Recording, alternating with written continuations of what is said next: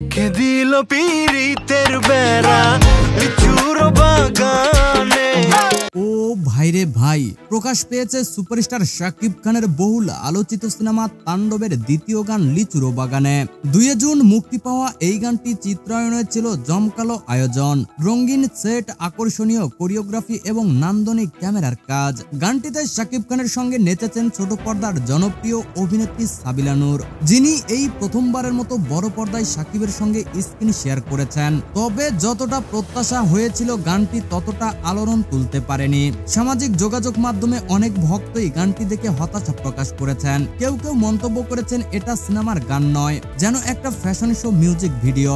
আবার কারো কারো মতে গানটিতে শাকিবের নাচ ও সাবিলার উপস্থিতি দুর্দান্ত হলেও গানের কথা ও সুর তেমন মনে ধরেনি। কেমন প্রেমিক তুই বন্ধুরে বেড়াতে খাকা বেশ ভয়।